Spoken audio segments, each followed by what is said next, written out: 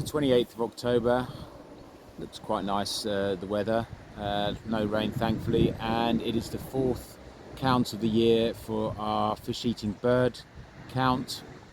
So we carry out our counts in January, April, May and October, and we have a data set now of over 30 years of the population of goosanders and cormorants in the Tweed system. So today the method that we use is the same as we used 30 years ago, that the Tweed Foundation staff, Tweed Commission staff and volunteers are out on the river counting sections.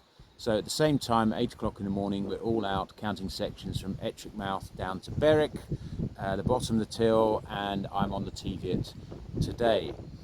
Now the results are really interesting for the winter population and the spring population. So we'll see what we find with the results for today, but I would expect that the results follow a pattern that we've been seeing for some time now, that the autumn population of goosanders is significantly less than it has been in the past. So in the past we were counting 600, 700, 800 goosanders, and now we are down to 100, 150 goosanders on the river. What's driving that change I don't have an answer to that. It's a trend that we find in England as well. You might speculate there's less fish in the river. It doesn't follow the pattern of salmon decline in the rivers, so that answer doesn't really make any sense. But nevertheless, it's important information about the potential effect of goosanders on the river.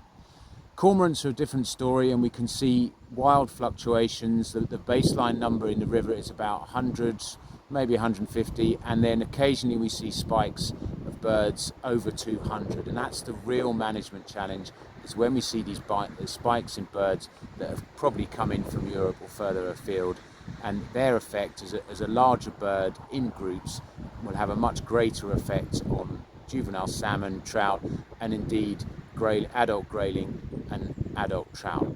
Anyway, I'm going to start running my section, and at the end of the day or tomorrow we'll total up the results and then report with the graphs and the online communication, the story maps, where we have the graphs of the results. Half an hour into the count, a sort of run, walk, jog, and absolutely no birds to report on. So some of you recognise the background here.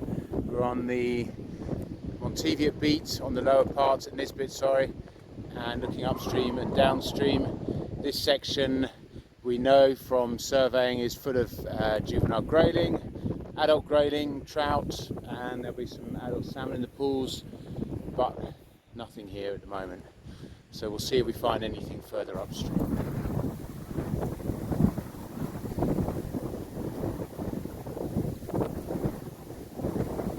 That's the end of the count on another blustery day, and the grand total for Kalemouth up to Bonjedwood was 4 goosanders and 3 cormorants. So just a few at the end, a couple of cormorants around Jedmouth, perhaps fish are sitting waiting to come up Jed with the low water, and then a few birds just up at Bonjedwood. So all that data will go into the computer now, and we'll just tally up with all the other totals for the rest of the river.